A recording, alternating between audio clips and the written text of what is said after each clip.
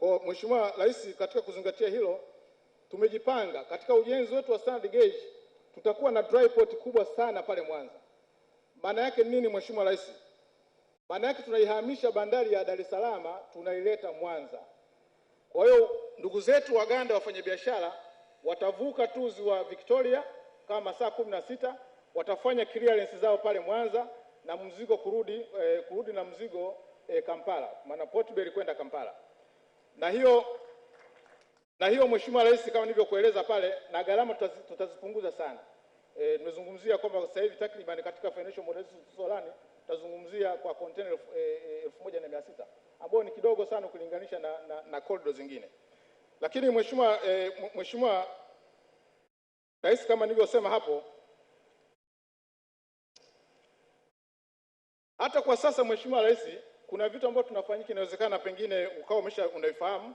Tumeanza hivi karibuni, kwa miezi miwili iliyopita, tumeanza hivi karibuni biashara ya mafuta. Kwa maana mafuta sasa hivi yanatoka bandari yetu ya Dar es Salaam yanakuja mpaka Mwanza na yanakuja Port Bell, yanakuja Uganda. Na mpaka sasa hivi Mheshimiwa Rais, ninapozungumza tumeshapeleka tayari matenki 70, zaidi ya 72 ambao sasa na lita milioni 3,240,000. Kwa ni kitu ambacho huko nyuma kilipotea, lakini tumekirudisha. Na wenzetu, nimemwona CEO mwenzangu wa Uganda Reli, tunafanya hizo juhudi kwa ajili ya kuhakikisha kwamba nchi zetu zinafaidika na uwepo wa bandari ya Dar es Salaam. Mheshimiwa Rais, jambo lingine ambalo tutalifanya hivi karibuni, ukiacha kuna biashara za mchele ambazo zinakuja kule na tunapata mabati mengi sana kutoka Uganda kuja Mwanza na Tanzania, lakini vivyo kuna sukari nyingi sana inatoka Uganda na kuna kahawa na vile pambe imeshaanza kufanya kazi. Kwa hiyo hii imeturahisisha sana kuweza kufanya biashara, kuweza kuwa na mahusiano mazuri na Uganda Reli, lakini vivyo na Uganda Marine. Hivi karibuni Mheshimiwa Rais, tunategemea kusaini mkataba na Roofing kwa tutakaposaini mkataba ambao ndani ya wiki moja mbili tutasaini mkataba huo, watatuletea tani zaidi ya 100,000. Maana yake almost inakaribia na hiyo tuliyofanya mwaka mzima.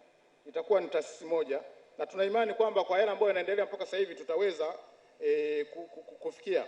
Mheshimiwa Rais, kwa kumalizia tu, ni kweli kwamba hizi bandari zetu ili ziweze kufanya kazi, Mheshimiwa Rais, lazima tunahitaji reli imara. Na kama tulivyosema, phase ya kwanza ni ya kwenda Mwanza, lakini tuna reli ya kutoka Isaka kwenda Kigali, tuna reli ya kutoka Uvinza kwenda Msongati, alafu Msongati wataunganisha na Kitega inaenda Uvira inaenda Kindu. Kwa hiyo hii ni katika kuona kwamba huo unganishaji unakuwepo. Lakini kuna reli nyingine Mheshimiwa Rais ambayo utakuwa unaijua na umekuwa ukizungumzia muda mrefu sana, ya kutoka Tanga Arusha inaenda mpaka Msoma kama alternative route kwa Uganda kupitishia mizigo ile. Na yenyewe kwa maana ya study tushazifanya tayari, tushazimaliza na inasubiria kwa upatikanaji wa pesa. Kuna reli nyingine Mheshimiwa Rais ya kutoka Mtwara inakuja mpaka Liganga Mchuchuma kuna machimbo makubwa sana ya coal, lakini vile chuma. Kuna chuma depots kubwa sana pale. Kwa hiyo na hii itakuwa ina save kwa nchi za kwa kusini katika ndani ya nchi yetu, lakini vile ita save Malawi na Zambia. Baada ya kusema Mheshimiwa Rais, naomba niishie hapo na kushukuru sana Mheshimiwa Rais baada ya kunisikiza. Asante sana. Na mtazamaji wa TBC, huyo ni Masanja Kadogosa ambaye ni mtendaji mkuu wa shirika la Reli Tanzania, na ameeleza mengi katika hili. Ameeleza mipango ya shirika la Reli kwa kushirikiana na shirika la Reli la Uganda katika kurahisisha biashara kati ya nchi hizi mbili, na vile vile amezungumzia namna ambavyo huduma sasa inakwenda kuboreka na kuwa ya haraka zaidi, hatua ambayo inakwenda kupunguza gharama za kufanya biashara kati ya nchi hizi mbili. Sasa anakuja Waziri wa Ujenzi na Uchukuzi Profesa Makame Mbarawa. Mheshimiwa Waziri, makofi tafadhali wakati Mheshimiwa Waziri akisogea kuzungumza.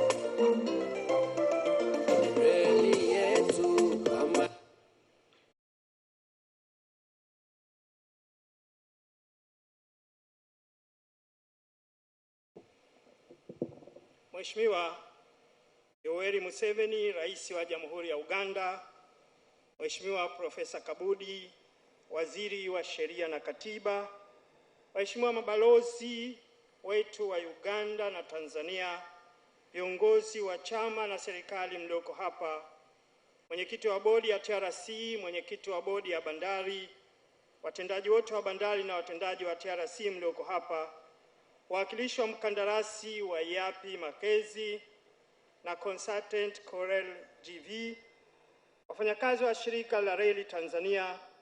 Mheshimiwa Rais, awali ya yote ninapenda kuchukua fursa hii kumshukuru sana Mwenyezi Mungu kwa kutuwezesha sote kuwepo hapa leo kwenye ziara yako hii muhimu ya kutembelea mradi wa ujenzi wa reli ya kisasa SGR katika eneo la steshini. Pia muda mfupi uliopita umepata fursa ya kutembelea bandari yetu ya Dar es Salaam kuanzia gati namba 10 mpaka namba 11. Mheshimiwa Rais, sisi kwetu ni faraja sana na ninachukua fursa hii kukaribisha sana kwenye maeneo yetu haya mawili ambayo ni muhimu sana kwa uchumi wa Tanzania na uchumi wa Uganda. Mheshimiwa Rais, serikali ya Jamhuri ya Muungano wa Tanzania kwa kutambua umuhimu wa sekta ya uchukuzi katika ukanda wa Afrika Mashariki iliendelea na jitihada za kuimarisha sekta ya uchukuzi kwa kuboresha miundombinu ya zamani na kujenga miundombinu mipya ya kisasa ili kuendana na ukuaji wa uchumi wa nchi za Afrika Mashariki. Mheshimiwa Rais, kama ulivyoshuhudia muda mfupi uliopita, bandari ya Dar es Salaam ipo katika mradi wa upanuzi mkubwa ambapo uko katika hatua ya mwisho kukamilika.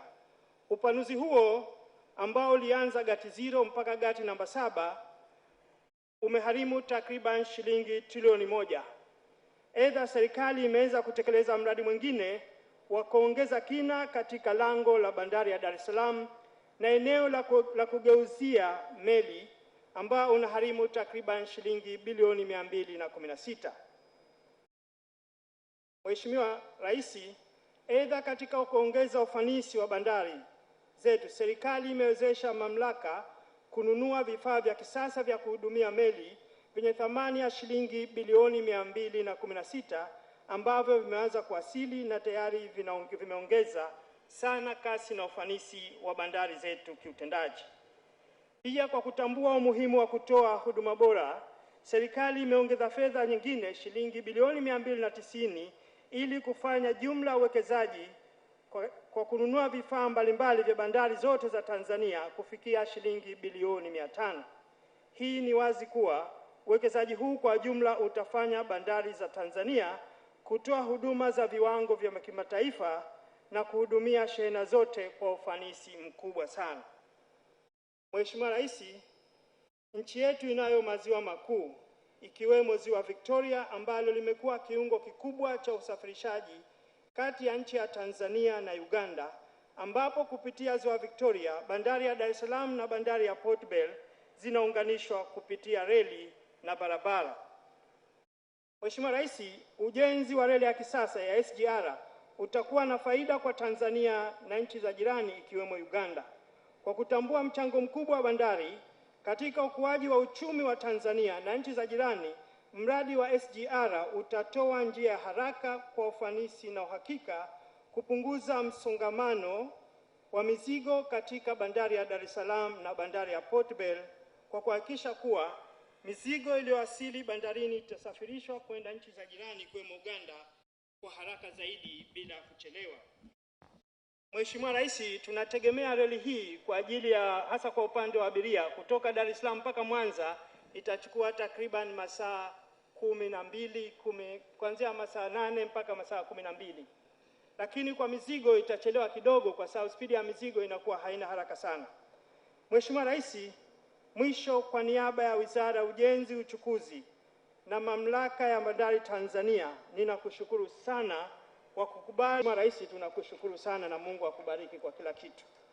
Mheshimiwa Rais, baada ya kusema hayo, nakushukuru tena kwa kunipa fursa hii na mimi kuwasalimia wateja, wadau wa TRC na wananchi kwa ujumla. Mheshimiwa Rais, asante sana na nakushukuru sana. Mheshimiwa Waziri, tafadhali Mheshimiwa Waziri, kabla hujaondoka, tunaomba basi utamkaribisha kwa heshima na taadhima Mheshimiwa Rais wa Jamhuri ya Uganda kuzungumza na hadhira hii. Mheshimiwa Rais, kwa heshima na unyenyekevu mkubwa sasa ninakuomba wahutubie wadau wetu walioko hapa pamoja na Watanzania kwa ujumla. Mheshimiwa Rais, karibu sana. Tafadhali tusimame wakati ambapo Mheshimiwa Rais anakwenda kuzungumza. Na mtazamaji wa TBC popote pale unapotuangalia, tukiwa mubashara kabisa hapa eneo hili la station. Sasa Rais wa Jamhuri ya Uganda Mheshimiwa Yoweri Kaguta Museveni anakwenda kuzungumza na Watanzania na wale wote ambao wanaangalia TBC muda na wakati kama huu. Na wafanyakazi, zamani hapa Tanzania tulikuwa tunasema kulikuwa mwamuko wa siasa, political awareness. Sasa nafurahi kuona inaonekana kuna mwamuko wa kiuchumi.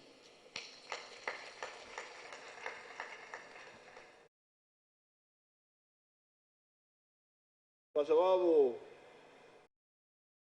kwa historia yote kitu ambacho kinakataza maendeleo ni fikra za watu. Mtu anafikiri hiki, kumbe anachofikiri hakisaidie biashara, anajiweka kwenye vitendo, biashara inasimama au disintegrate. That's what Idi Amin did. Idi Amin misdefined uchumi. He didn't understand economics. Alifikiri Muhindi achua Uganda, mali yake si ya Uganda, ingawa ameweka mali pale chini. This is a very serious matter, because it goes to the question of what is more important, GDP or GNP, what they call GNP in economics. GDP is all wealth in our country by whoever. That's our GDP. GNP is the wealth of our citizens, whether here or somewhere else. Now, if you look at a country like China, you can go and I have not studied it recently, but if you Google, China now is the second biggest country in the world economy. But the question is, how much of it is GDP and how much is GNP? You study it, you will see. So something like that. Just the definition alone set Uganda back by almost 20 years. We have to start afresh.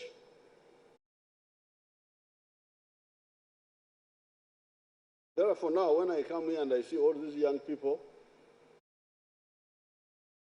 everybody is aware, because in the past, mulikuwa munawaita watawala msonge. I used to hear you calling some people that they were watawala msonge. Wabandari hapa. They would think that they are doing you a favor. Anakwenda kumuona ameweka mguu juu, anafanya namna kwenye kiti. He doesn't understand. He thinks he's doing you a favor. by kufungulia mlango. Lakini huyu mtu hajui kwamba anapata fedha kwa kila tani ambayo inapita hapa. They didn't know. So that's why really we lost time. We lost time. So I'm now very happy to see that there is awakening, because there are two elements of the economy. You have the right elements, which can go by vehicles, can go by aircraft. Some of the transaction you can transact on the telephone, on data transmission. But then there is bulk cargo. Ile mizigo mizito. Hiyo inataka gari moshi, meli. Kutumia magari is a wastage. The mkurugenzi was telling me that one train here would be equivalent to 500 vehicles. That's what you told me. That one train, standard gauge, going up country, if you had to use vehicles of 25 tons, you said, 25 tons, you would need 500 trucks compared to one train. But also lowering the cost of transport.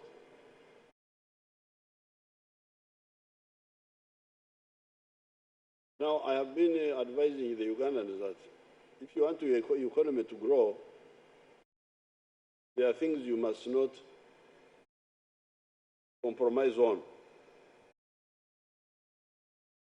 And the ones I insist on are three. The cost of transport, bulk transport, which means the railway and the water.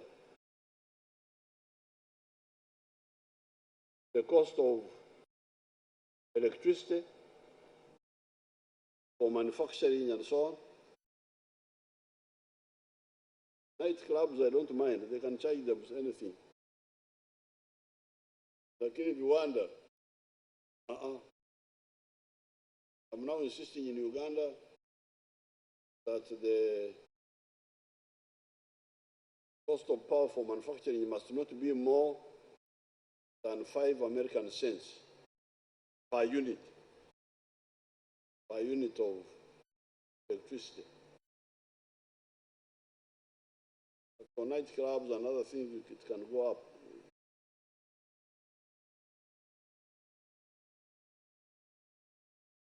And then the cost of money in the banks for manufacturing, for agriculture, and for some of the services like tourism and hotels. You could even add some of the professional services like medical, education. So that's why in Uganda we kept Uganda Development Bank, UDB. This is for just those soft loans, some of the sectors.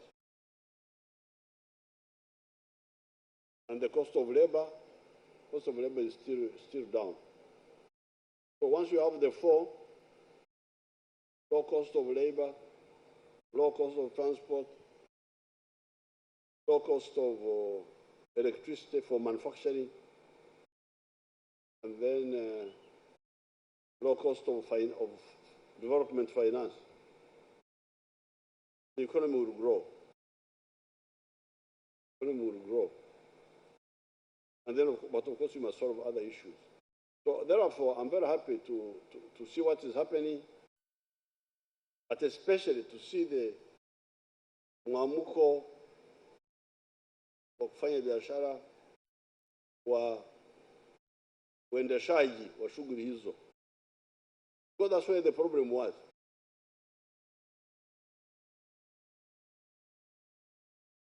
When we got independence, 1961 Tanganyika, 1962 Uganda, some of the countries in Asia were very poor. South Korea, Thailand, Malaysia, they were not very different from us. By the time we came into government, we had analyzed that it was correct to avoid the two extremes. One extreme, anti-business. Tazama business kama shida. The other extreme, anti-central planning. So because of the long time we had from the 1960s up to the time we came into government, almost 20 years, we had been studying all this. And that is why in our 10-point program when we were in the bush, we put one of the points as encouraging the private sector, but also the other point of maintaining central planning and working for the integration of the markets. So when I shared these ideas with His Excellency Mkapa, he saw they had some validity. And that's how even here in Tanzania you started opening up. Because in the 60s, we the socialists, we used to think that business was, we thought we could run the country we could develop the economy with the parastatals.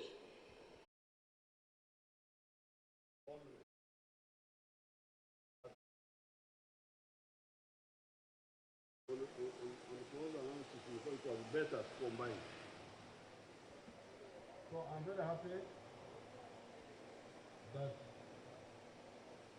here you are working the railway. You are working on the port.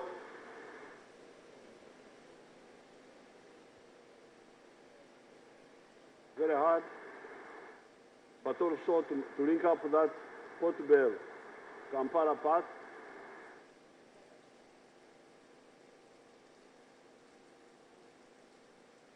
And also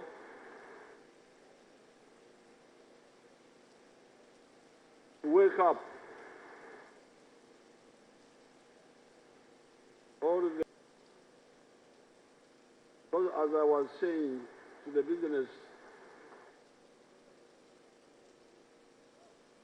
seminar, by 1969, you would hear that Uganda is producing coffee,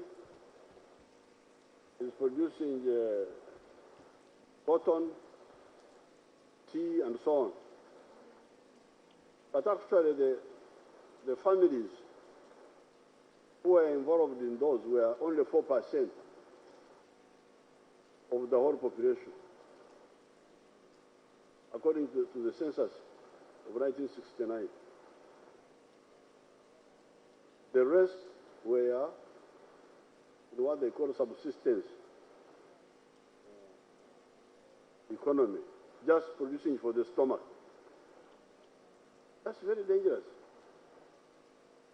Now, by the time we came into government, and for a long time, that figure changed a bit to 32% in the money economy and 68% in working only for the stomach. So, these tons we are talking about, 7 million tons from Uganda, this is nothing.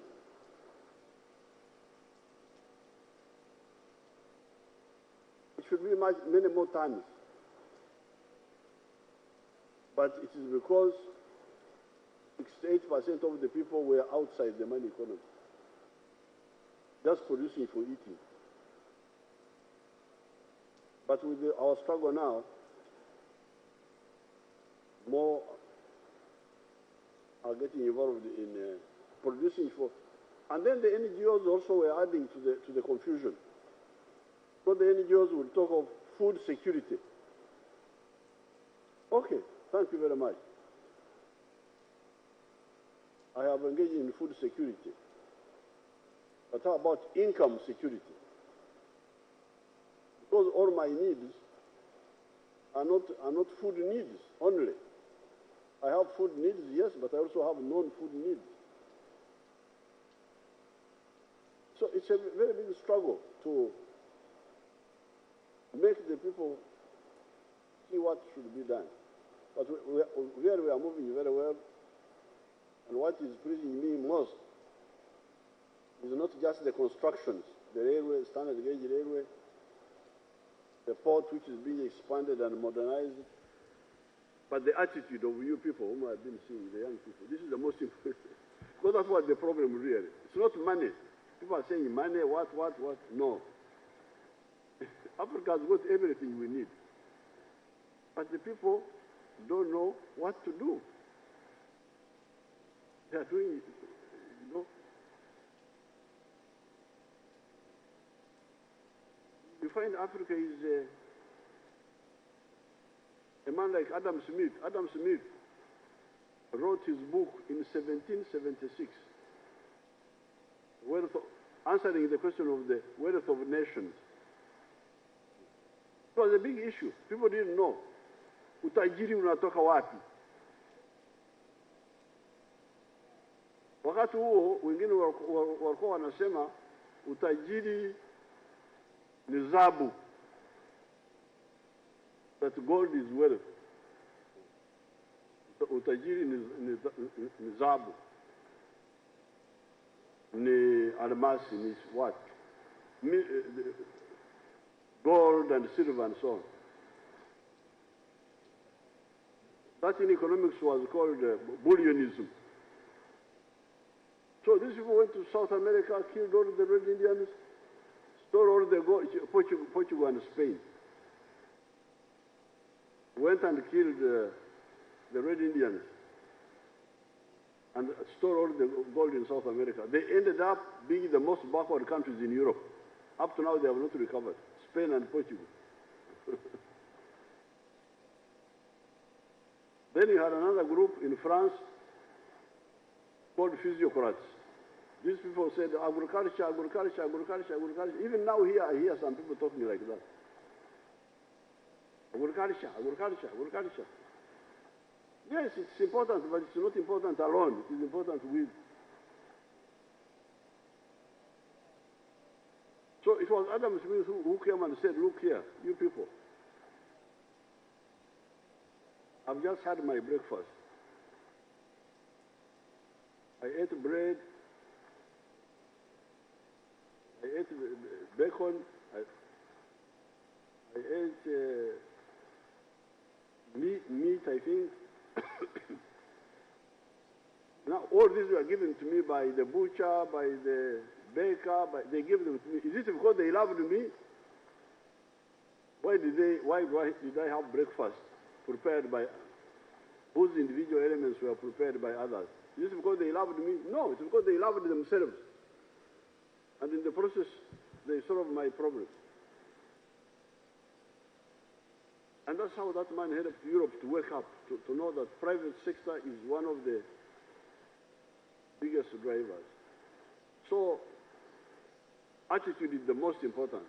And when I'm here, I'm happy about the physical work, the railway, which has now reached Makutopora, the harbor, which is being worked on, the pipeline of petroleum, but most important of all, the attitude of the young people whom I'm seeing.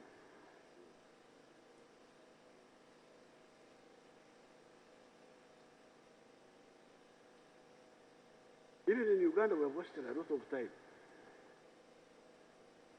Politicians think they are very important. Politician, but this politician, you are not important. Politician.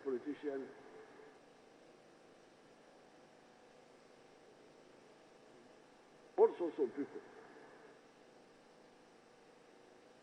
But the countries of Europe have been were transformed by business class, by the private sector.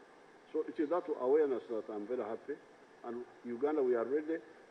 You come and please make sure that our people from the port of Dar es Salaam, Bandari,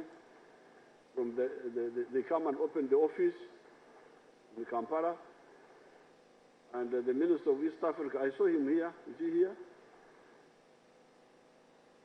Minister of East Africa of Regional Cooperation, Mulimba, make sure it is coordinated, make sure that with the High Commissioner, that they get an office and start working. And start selling the uzuri for bandari ya Tanzania.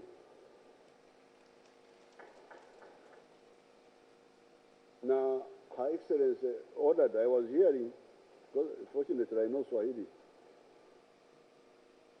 You cannot backbite me in Swahili and you...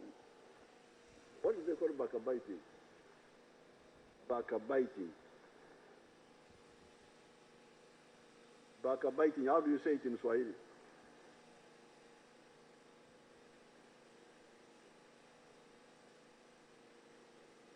Sengenya.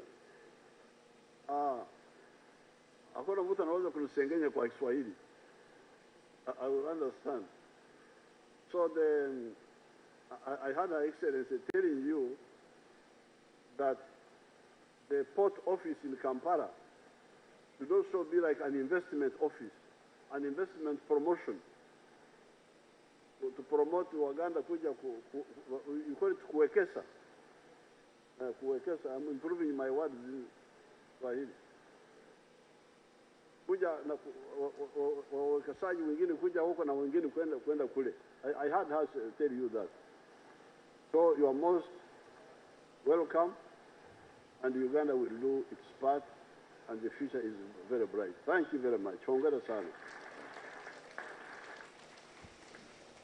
Na mtazamaji wa TBC kokote pale unapotuangalia, ni kwamba huyo alikuwa ni Rais wa Jamhuri ya Uganda, Mheshimiwa Yoweri Kaguta Museveni, akitoa hotuba hapa, na kama ambavyo mwendeshaji wa matangazo haya anakuambia ndio inahitimisha hotuba yake. Hapa katika ujenzi wa reli ya kisasa SGR hapa Dar es Salaam. Tusimame tafadhali wakati ambapo tunahitimisha zoezi hili na Mheshimiwa Rais akiondoka mahala hapa. Tunashukuru sana Mheshimiwa Rais. Asante sana. Tumpungie tafadhali. Na mtazamaji, ni kwamba Rais wa Uganda Yoweri Kaguta Museveni ndio anaondoka katika eneo hili hapa, eneo la stesheni, baada ya kutoa hotuba yake, ambapo katika ziara hii ametembelea mradi wa ujenzi wa reli ya kisasa ya SGR, ambapo na kisha akapata maelezo kutoka kwa mkurugenzi mkuu wa shirika la reli Masanja Kadogosa, alikadhalika na waziri wa ujenzi na uchukuzi, si mwingine ni Profesa Makame Mbarawa. Basi hivi kama ambavyo unaweza kuona ni viongozi mbalimbali wakiwa hapa wakimuaga Rais wa Jamhuri ya Uganda, Mheshimiwa Yoweri Kaguta Museveni. Na kama ambavyo unaweza kuona viongozi mbalimbali wako hapa na kwa namna jinsi ilivyo, kama unafahamu, urafiki wa Uganda na Tanzania ni watu wa karibu kabisa, na ndio maana hata kwenye kundi hili la viongozi unaona hapa ndani wake wapo raia wa Uganda, wako raia wa Tanzania wamejumuika, na hii tunasema kwamba ni urafiki, undugu na umoja kati ya nchi hizi mbili.